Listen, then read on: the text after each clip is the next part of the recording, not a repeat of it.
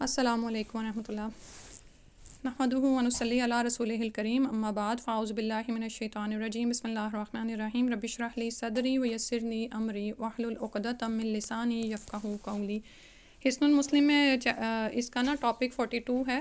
اگر آپ لوگ حصن المسلم آن لائن ہی چیک کر لیں، آپ کے پاس تو پیجز بھی ہوں گے، آپ کے پاس تو آ گئے ہیں، دیکھ لیں۔ آج ہم نے 42 ٹاپک ہے، نماز میں یا قرآن پڑھتے ہوئے وسوسے آئیں تو کیا کریں۔ سیدنا عثمان بن عاص رضی اللہ عنہ فرماتے ہیں کہ میں نے عرض کیا یا رسول اللہ، شیطان میرے درمیان اور میری نماز اور قرات کے درمیان رکاوٹ بن گیا ہے کہ وہ نماز اور قرات مجھ پر خلط ملط کر دیتا ہے۔ تو رسول اللہ صلی اللہ علیہ وسلم نے فرمایا یہ ایک شیطان ہے جس کا نام خنزب ہے، جب تم اسے محسوس کرو تو اعوذ باللہ من الشیطان الرجیم، میں اللہ کی پناہ پکڑتا ہوں مردود شیطان سے، پڑھ کر بائیں طرف 3 دفعہ تھوک دو۔ مسلم کی روایت ہے۔ اس روایت میں سیدنا عثمان رضی اللہ عنہ فرماتے ہیں میں نے ایسا ہی کیا تو اللہ تعالیٰ نے اسے مجھ سے دور کر دیا۔ آپ یہ دیکھیں کہ نماز بعض اوقات ہم بہت محنت کر کے اٹھتے ہیں اور وضو کرتے ہیں باقاعدہ، لیکن ادھر پہلی رکعت میں کھڑے ہوتے ہیں اور سجدے میں بھی چلے جاتے ہیں تو یاد آتا ہے اوہو پتہ نہیں کیسی سورہ الفاتحہ پڑھی۔ تو کیونکہ شیطان کا معاملہ یہی ہے کہ آپ جب اٹھ جاتے ہیں تو پھر وہ چلا جاتا ہے، پھر وضو کر کے جب جاتے ہیں تو پھر وسوسے ڈالنے آ جاتا ہے، پھر نماز کے لیے جب کھڑے ہو جاتے ہیں تو پھر آ جاتا ہے، اور رکعت میں شک ڈالتا ہے، آپ کو تلاوت میں بھی مصیبت ڈالتا ہے۔ بہت اچھی صورتیں بعض اوقات آپ وہ کسی آیت پہ اٹک ہی جاتے ہیں، بہت آپ نے نیت کر کے کھڑے ہوتے ہیں کہ آج میں نے وہی والی صورتیں پڑھنی ہے جو نبی صلی اللہ علیہ وسلم تلاوت فرماتے تھے، لیکن وہ صورت وہیں پہ ہی ہوتا ہے، سب کے ساتھ ہوتا ہے۔ اتنی دفعہ آپ ریپیٹ کرتے ہیں اس آیت کو اور وہی بندہ جیسے ریل پھنس جاتی ہے، تو پھر کیا پڑھنا ہے؟ اعوذ باللہ من الشیطان الرجیم، اعوذ باللہ من الشیطان الرجیم، یہ یاد کر لیں، ٹھیک ہے۔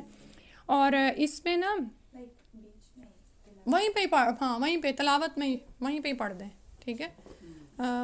اور جہاں پہ بھی آپ کو خیال آئے، رکوع میں جا رہے ہیں، سجدے میں جا رہے ہیں، کہ یا اللہ یہ تو خیال ہی نہیں چھوٹ رہا میرے دماغ سے اور مجھے سمجھ نہیں آ رہی میں آپ کی کیا عبادت کر رہی ہوں، میں کیا کہہ رہی ہوں۔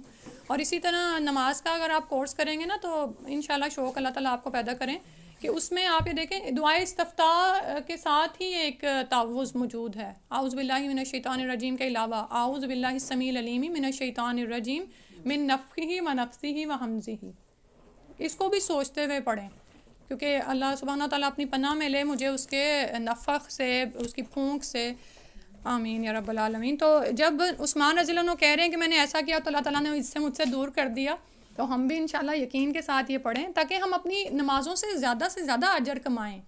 پڑھنا تو ہم نے ہے ہی نا نماز کو، لیکن وہ رکعت میں 100 حصے ملتے ہیں کہ 10 ملتے ہیں، اب آپ پہ ہے۔ اس کے بعد ہے اس کی دعا جس پر کوئی کام مشکل ہو جائے۔ کام عموماً مشکل ہو جاتے ہیں لیکن ہم اس میں اسباب چیک کر رہے ہوتے ہیں، ہنڈیاں کم لگ رہی ہے دوسری بنا لیں، نہیں اس سے پہلے یہ پڑھیں اللہم لا سہل الا ما جعلتہ سہلا وانت تجعل الحزن اذا شئت سہلا۔ اور یہ دعا میں ایک امام کے پیچھے نماز پڑھتی ہوں، ہر عصر کے بعد پڑھتے ہیں، اور ایک اور ان کی بات میں نے نوٹ کی کہ وہ ہر عصر کے بعد استغفر اللہ الذی لا الہ الا هو الحی القیوم واتوب الیہ یہ پڑھتے ہیں۔ تو میں نماز سلام پھیر کرنا، ہاں میری تو ہوتی وہیں پر ہے نا آج کل سردیوں میں، ہاں تو وہ وہی مجھے سمجھ آئی یہ جو استغفار والی دعا ہے۔ آپ یہ دیکھیں کہ عصر کے بعد سارا دن تو گزر گیا آپ کا، تو میں نے کہا یہ لوگ یہ کیسے یہ حکمت سیکھتے ہیں نا، تو اس وقت انہوں نے وہ استغفار پڑھ دی ہے کہ اللہ جو میرے سے کمی بیشی ہوئی۔ اور ایک یہ والی دعا، یہ اچھا یہ میں نے ہاں مجھے یاد آ رہا ہے، یہ ظہر کے وقت جیسے پڑھتے ہیں نا، کیونکہ وہ اس وقت کام کا ابتدا جیسے ہو رہی ہوتی ہے، ان کی اگلی کلاس شروع ہو رہی ہوتی ہے اس وقت نا، تو اللہم لا سہل الا ما جعلتہ سہلا، ہماری تو کوئی توفیق ہی نہیں، اللہ اے اللہ تو کوئی کام آسان نہیں مگر جسے تو آسان کر دے، وانت تجعل الحزن اذا شئت سہلا، اور تو جب چاہتا ہے مشکل کو آسان کر دیتا ہے۔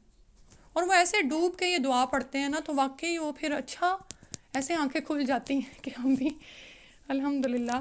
تو یہ دعا بھی یاد کر لیں، کہیں لکھ کے لگا دیں، کچن میں ہی لکھ کے لگا دیں، بہترین جگہ عورتوں کی کچن میں بہت ٹائم گزارتی ہیں، دیکھ دیکھ کے یاد ہو جائے گی انشاءاللہ۔ اس کے بعد ہے گناہ سے معافی کا طریقہ۔ جو بندہ بھی کوئی گناہ کرے تو وہ اچھی طرح وضو کرے، پھر اٹھ کر 2 رکعتیں پڑھے، پھر اللہ سے بخشش مانگے تو اللہ تعالیٰ اسے بخش دیتا ہے، ٹھیک ہے۔ کوئی بھی گناہ جیسے ابھی آپ کو کہا نا کہ کوئی چیز سر پہ سوار ہو گئی ہے، دیر اینڈ دین سارے کام چھوڑ دیں، اس تسبیح شروع کر دیں، استغفار کریں، اس چیز سے نکل آئیں، پھر یہ ہوگا کہ آپ کے کاموں میں پروڈکٹیوٹی آ جائے گی، ٹھیک ہے۔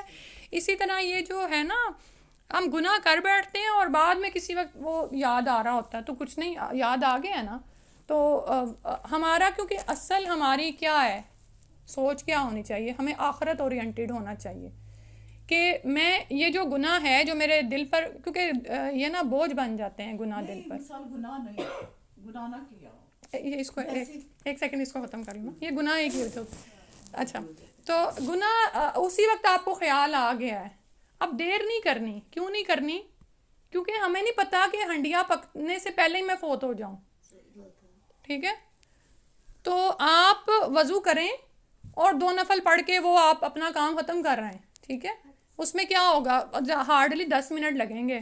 ٹھیک ہے، وضو بھی جو ہے نا وہ یہ نہیں میں کہہ رہی ہوں 15 منٹ وضو میں لگا دیں، 15 منٹ نماز میں ہی کھڑے ہو جائیں. آپ بعض اوقات جو کیفیت میں نماز پڑھی جاتی ہے نا وہ 5 منٹ میں بھی ہم بہت اچھی پڑھ لیتے ہیں، اور بعض اوقات آدھے گھنٹے میں ہماری کیفیت ہی نہیں بن پاتی. تو اچھی طرح وضو کریں اور 2 رکعتیں پڑھیں، اور بخشش مانگنے کا وہی طریقہ، اللہ کی حمد و ثنا بیان کی جائے، نبی صلی اللہ علیہ وسلم پر درود بھیجا جائے، اور ابھی جو استغفار کی دعا میں نے پڑھی ہے نا یہ 3 دفعہ پڑھنی ہے. ٹھیک ہے جی، اب بتائیں آپ. میں کہہ رہی تھی کہ مثال گناہ نہ کیا ہو، ویسے ہمیں کسی کی بات بہت یعنی کہ دل کو لگ گئی ہو، وہ والی بات کہ پھر وہ دل سے جائے نہ کہ اس نے مجھے ایسے کہا ہے، وہ میں کہہ رہی ہوں. اس پہ تو ابھی وہ پچھلے لیکچر میں بات ہوئی ہے نا کہ اس پہ اب آپ کو کام کرنا ہوگا، اپنے دل کی حالت چیک کرنی ہوگی کہ میں اس کے ساتھ ایسا معاملہ کیوں کر رہی ہوں، میں اسے کیوں نہیں بھلا پا رہی ہوں، معاف کیوں نہیں کر رہی ہوں. کیا میری پیچھے کوئی خواہش ہے کہ میں چاہتی تھی کہ میں نے اس پہ اچھا، اس کے ساتھ اچھا کیا تو یہ بھی میرے ساتھ اچھا کرے. نہیں اچھا بھی نہ ہو، ایسے کسی کی وہ بات جو عورتوں کے دل پہ لگ جاتی ہے اور پھر وہ نکلتی نہیں ہے نا. تو وہ دوسری بات میں نے آپ کو بتائی تھی نا وہاں پر، ایک ہوتی ہے آپ کے دل کی خواہش، دوسری ہوتی ہے آپ کی ایکسپیکٹیشنز. آپ نے توقع کو نیچے لے آئے، وہ بھی انسان ہے، اس نے پتہ نہیں کس فیز میں وہ کام آپ کے ساتھ کیا ہے. تو اب آپ توقعات، ابھی میں نے شاید اس پہ تھوڑی سی بات کی ہے، توقعات اپنی کم کریں. انسانوں سے نہیں کرنی چاہیے. کرنے کے علاوہ آپ کر نہیں سکتے نا. آپ یہ دیکھیں کتنے لوگ یہاں پہ بیٹھے ہوئے ہیں، ہم میں سے ہر کوئی الگ الگ سوچ رہا ہے، کسی 2 بندوں کی سوچ بھی نہیں ملتی ہے. ایک ہی وقت میں آپ بھی ٹھیک ہو سکتی ہیں، وہ بھی ٹھیک ہو سکتی ہے، کیونکہ وہ اپنے سارے سینیریو میں سوچ رہی ہے، آپ اپنے سینیریو میں خود کو رائٹ سمجھ رہی ہیں. ٹھیک ہے، تو دوسرے کو جگہ دیں. تو یہ توقعات سے بھی یہ خرابی آتی. میں نے پچھلے دنوں میں یہی سوچ رہی تھی نا، تو میں نے کہا ہے کہ ایکسپیکٹیشنز ہوتی ہیں جو ہمیں خراب کرتی ہیں، خوار کرتی ہیں، خوار کرتی ہیں. وہ پتہ نہیں کس سچویشن سے بندہ گزر رہا تھا، ہمیں اس کے نہیں پتا. ہاں، اس کو پھر اور پھر وہ آتا نہیں ہے کہ تم کیا تم بات صحیح ہے کہ ہم زیادہ ہی امیدیں لگا لیتے ہیں. یہ بات واقعی امید اللہ سے ٹوٹتی ہے نا تو اور پھر اس پہ وہ یاد کر لینا کہ کیا تم نہیں چاہتے کہ اللہ تمہیں بخش دے، تو اگر چاہتے ہو تو پھر لوگوں کو بخشو. ابو بکر رضی اللہ عنہ کو یاد کر لیا کریں کہ انہوں نے ان کے لیے دعا کر دیں اور یا تو کوئی تحفہ دے دے تو آپ کا دل ان کی طرف سے صاف ہو جائے گا، اور پھر وہ آپ کے ساتھ اچھا کریں گے تو وہ ایک پلس پوائنٹ ہو جائے گا. پھر شاید جو برائی ہے وہ ختم ہو جائے گا دل کے اندر آئی ہے. انشاءاللہ. اس چیز کو نہیں آپ سمجھیں اعوذ باللہ من الشیطان الرجیم. اس پہ نا آپ کو میں مثال دے رہی تھی، ہم نے وہی بات ہے نا کہ مراقبہ جب ہم کریں گے نا تو ہم اعمال دیکھیں گے، پھر نبیوں کے بارے میں سوچیں گے. تو ابو بکر رضی اللہ عنہ کی مثال آپ کو دے رہی تھی کہ واقع ایک سیکنڈ، یعنی کہ غور و فکر کرنا، سوچنا کہ میں نے کیا کیا ہے اور کیوں میرے ساتھ ایسا معاملہ ہو رہا ہے، یہ سب کچھ سوچنا. تو اس پہ جب آپ ابو بکر رضی اللہ عنہ کو سوچ لیں، ٹھیک ہے، یعنی کہ آپ جیسے قرآن میں آتا نا کہ کیا تم نہیں پسند کرتے کہ اللہ تمہیں بخش دے، تو مطلب یہ تھا کہ تم لوگوں کو بخش دو. واقع عفق میں ان کی بیٹی پر الزام لگایا گیا ہے، اور الزام لگانے والوں میں ایک مخلص مومن بھی شامل ہو گئے جن کو ابو بکر رضی اللہ عنہ وظیفہ دیتے تھے، منتھلی وظیفہ مقرر تھا. اس سے بڑھ کے ہمارے لیے کوئی مثال ہو سکتی ہے کہ انہوں نے کہا میں اب اس کو وظیفہ نہیں دوں گا، تو انہیں کہا کیا کہ آپ یعنی کہ خیر کو روکیں گے؟ یہ کیسے ہو سکتا ہے کہ آپ نہیں پسند کرتے کہ اللہ آپ کو معاف کرے تو آپ معاف کر دیں، اور انہوں نے وظیفہ بڑھا دیا. ہاں، اچھا سوچیں. تو پھر وہ انشاءاللہ اللہ سبحانہ تعالیٰ ہمیں بھی عطا کرے کہ ہم لوگوں کو معاف کرنے کی عادت اپنائیں. اللہ تعالیٰ ہمیں بہترین والدین و ساتھ بننے کی توفیق عطا فرمائے. ہم اچھا، اس سے آگے ہے شیطان اور اس کے وسوسوں کو دور کرنے کی دعا. شیطان سے اللہ کی پناہ مانگنا، وہ جو پیچھے آ گیا نا، وہ دعا وہی والی پڑھ لیں گے آپ، اعوذ باللہ من الشیطان الرجیم. اور وسوسے یہ بار بار آپ کو ڈالتا ہے. اور اسی طرح اذان دینا، اذان سے شیطان بھاگ جاتا ہے، مسلم اور بخاری کی روایت ہے. اور اب ہمارے گھروں میں ڈیوائسز پہ اذانیں ہو رہی ہوتی ہیں، تو اس میں بھی نا واپس آئیں، جب بچہ گھر پہ ہو بچوں کو شوق دلائیں. آپ یہ دیکھیں کہ جب مؤذن اذان دیتا ہے نا، اور اس کی اذان سن کے جتنے نمازی نماز پڑھتے ہیں ان کی نماز کا ثواب اس مؤذن کو بھی جاتا ہے. اور یہ وہ پیشے ہیں، یعنی اب پیشہ ہی کہنا چاہیے کہ ہم ان کو کوئی عزت ہی نہیں دیتے. حالانکہ مؤذن جس کے دل میں محبت ہے، آپ کو پتہ ہے وہ تو نمازیوں سے بھی پہلے مسجد کو جاتا ہے، وہ پہلے جائے گا نا، کیونکہ اس نے اذان دینی ہے جا کے. تو اس سے کیا ہوتا ہے، شیطان گھر سے بھاگ جاتا ہے. عموماً کیا ہوتا ہے کہ یعنی بیٹھے بیٹھائے کوئی نہ کوئی گڑبڑ ہو جاتی ہے گھر میں، تعلقات میں خرابی ہے، کوئی چیزیں ٹوٹنا شروع ہو جاتی ہیں کچھ بھی. تو پھر یہ کچھ چیزیں ہیں جو آپ کو کرنی ہیں. اس کے بعد ہے مسنون اذکار اور قرآن کی تلاوت. اللہ کے رسول صلی اللہ علیہ وسلم کا فرمان ہے، اپنے گھروں کو قبرستان نہ بناؤ، شیطان اس گھر سے بھاگتا ہے جس میں سورہ بقرہ پڑھی جائے. مسلم کی روایت ہے. کبھی اگر ویسے تو اس کا حفظ شروع کر لیں، پھر بھولنے کے ڈر سے نا بندہ کہیں نہ کہیں سے پڑھ رہا ہوتا ہے. ٹھیک ہے، تو یہاں ویسے آمن الرسول جیسے آگے آ رہا ہے اس یہ بھی.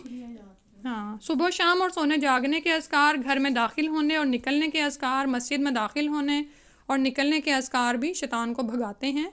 اور مسجد میں داخل ہونے کی دعا آپ کو آتی ہوگی، ایک اللہم افتح لی ابواب رحمتک. ایک اور دعا ہے اعوذ باللہ العظیم و بوجہہ الکریم و سلطانہ القدیم من الشیطان الرجیم. یہ دعا پڑھ کے مسجد میں داخل ہوں تو اس دن کے لیے شیطان بھاگ جاتا ہے آپ سے، اور پھر نماز بھی اچھی ہوگی ظاہر ہے. اسی طرح سوتے وقت آیت الکرسی پڑھنا، سورہ بقرہ کی آخری 2 آیتیں پڑھنا. اور ایک جو وہ ذکر ہے وہ اگر آپ کر لیں 100 دفعہ کی تسبیح، لا الہ الا اللہ وحدہ لا شریک لہ لہ الملک و لہ الحمد وہو علی کل شیء قدیر، تو وہ شخص پورا دن شیطان سے محفوظ رہے گا. اللہ سبحانہ و تعالیٰ سے دعا ہے کہ ہم یہ چیزیں یاد رکھیں اور ہم کر گزریں انشاءاللہ. آج اگلی دعا انشاءاللہ اگلے ہفتے کریں گے. اور یہ کلاس اگر آپ نے جوائن کرنی ہو تو سونیا کو بتا دیجیے گا، 11:15 پہ ہوتی ہیں. اگر کسی کو جوائن کروانی ہو جو شروع میں ہو نا.